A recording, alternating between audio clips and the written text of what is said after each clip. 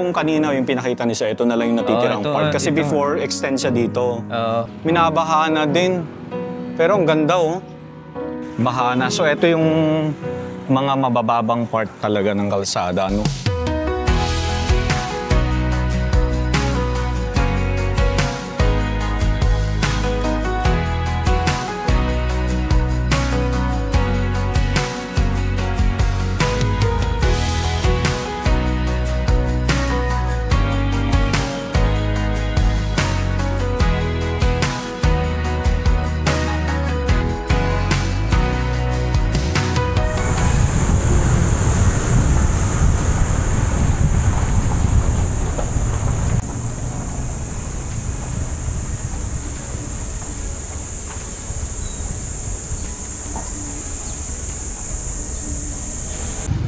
Okay, so nandito na nga tayo sa Hagonoy, Bulacan mga kaitsubero. Napansin ko yung kalsada nila rito, no?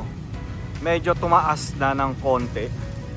So itinataas pala talaga nila yung kalsada dito. Kasi nga 'di ba, ang Hagonoy, Bulacan ay medyo bumabaha na kasi masyado nang mababa yung kalsada. Kaya mapapansin nyo, mataas.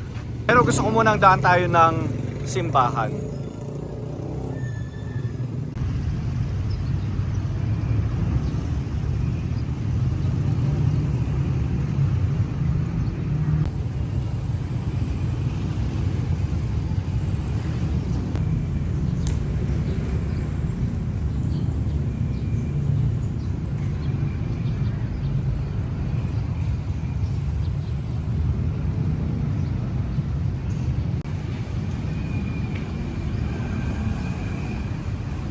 Halika, pasok tayo ng simbahan.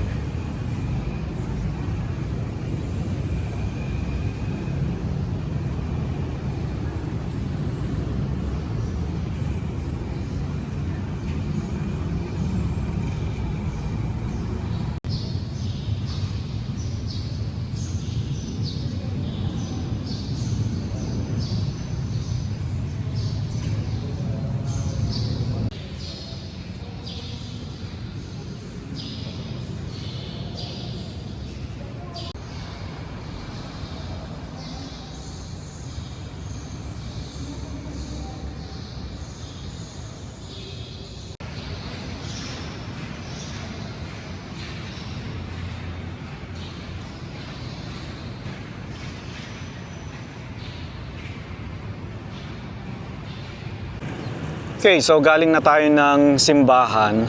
So puntahan muna natin yung tinatawag nilang Hagonoy White House. Ayan. Lakad tayo dito.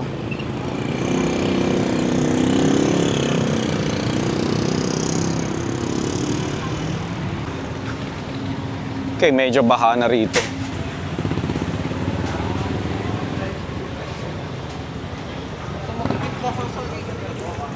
Baha na. So ito yung mga mabababang part talaga ng kalsada, no?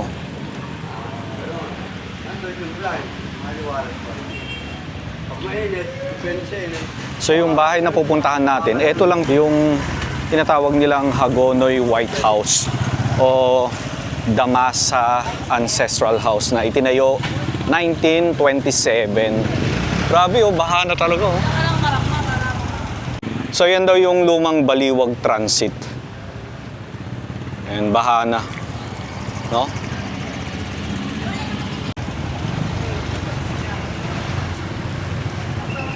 So eventually, patataasin din nila itong part na ito ng kalsada na ito. Kasi doon sa harapan ng simbahan, mataas na yung kalsada, no?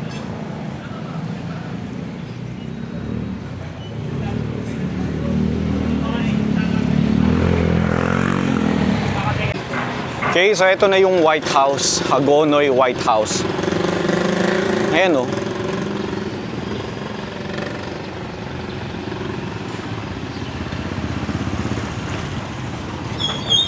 Lapit tayo doon. Minabaha na din. Pero ang ganda oh. Ang ganda ng style, architectural style ng bahay, no? Ayun, oh. Grabe, no? Syempre dati hindi naman talaga bumabaha dito sa Hagonoy. Pero syempre dahil nga dun sa tinatawag na climate change and umaabot na talaga yung baha sa kalsada.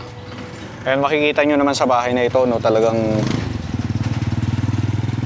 palubog na, no?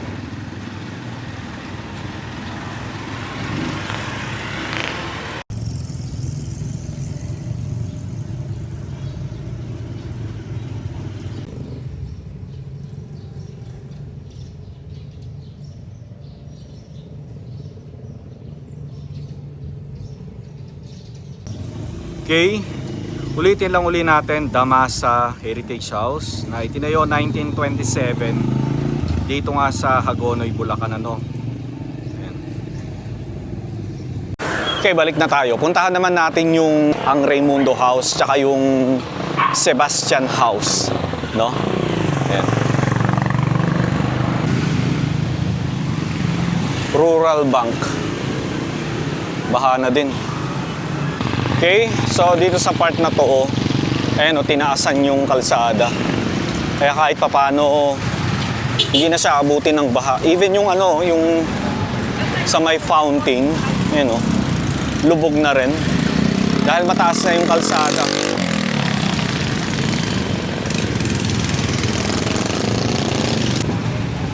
Okay, so ito naman yung bahay na sinasabi ko. So makikita nyo meron siyang stairs sa harap, sa lubong. So itinayo ito mga around 1900s din, during the American era. Ayan. So ang tawag nila is Casa Raimundo.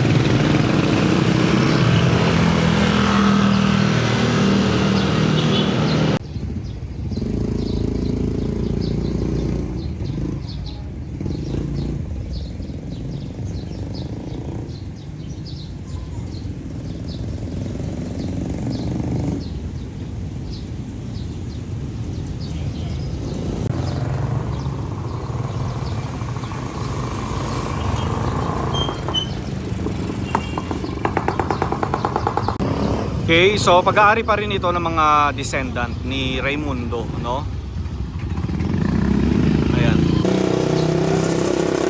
Okay, diretso lang tayo. Puntahan naman natin yung bahay ni Don Francisco Sebastian. Ayan.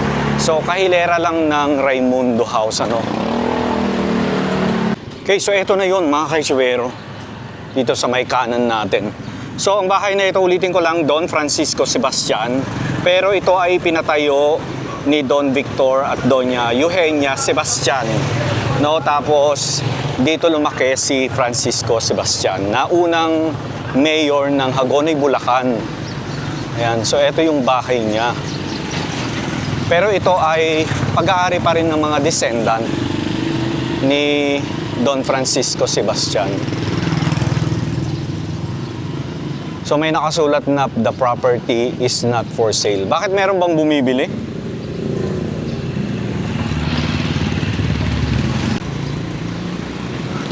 Ayan o. Diba? Isa siyang parte ng history ng Hagonoy, Bulacan. Tapos naging bahay pa ng kauna-unahang mayor dito sa Hagonoy, ano. And deserve lang talaga nito na ma-preserve.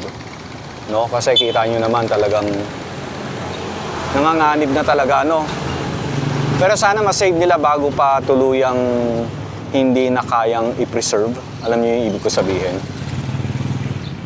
Okay, under the protection of RA 10066, National Cultural Heritage Act of 2009.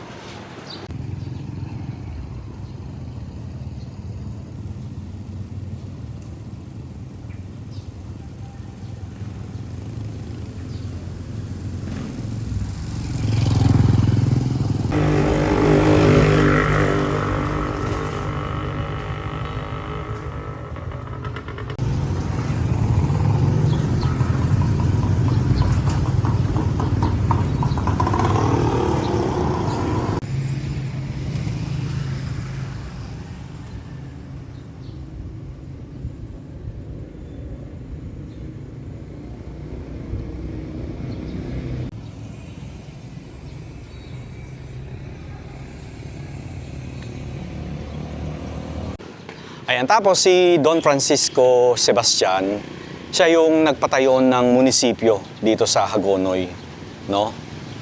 Ayan. So, nandito tayo sa pamahalang Hagonoy, Bulacan. Okay, so ito yung Municipal Hall ng Hagonoy, Bulacan.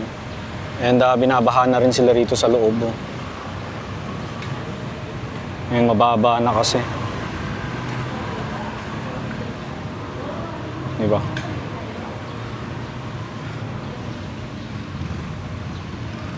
Okay, so ito yung marker, municipal building erected. Ayan, Francisco Sebastian, Municipal President.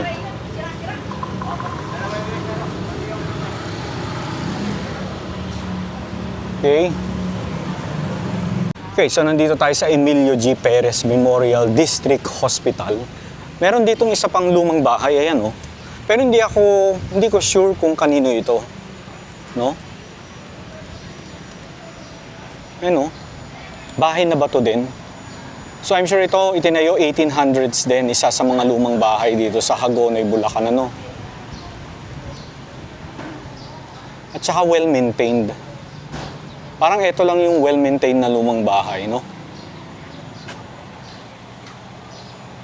Tanong tayo. Okay, so meron na siyang abang na drainage dito sa kalsada na ito. Tapos ito tatambakan na ng semento, no? So lahat na ng mga establishmento rito, mga bahay, magmumukhang lubog na kasi kailangan talagang itaas yung kalsada nila. Bossing, kaninong bahay ito? Hindi mo kilala. You know. So ito magiging lubog na rin. Saan? Ayan, may tindahan. Ayan o. Magiging lubog na rin sila.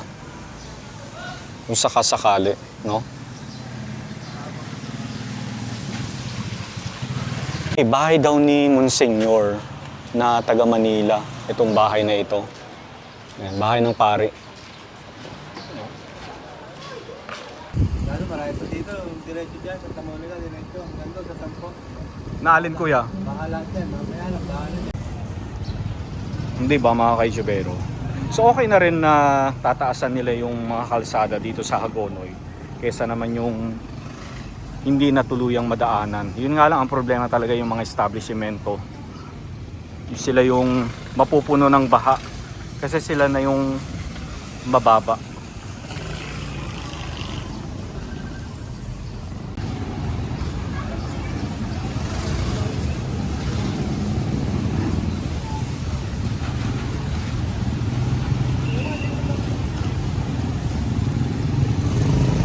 Actually, sa batas, kapag sa important cultural property, pag level 1 and 2, yun yung mga Heroes Park, Oo. yung mga prominent national heroes, yun yung subject for renovation. Pero yung level 3, hindi pa siya sakop. So, kailangan ng mga primary documents. Oo. Yan. Yun lang ano, kapag talaga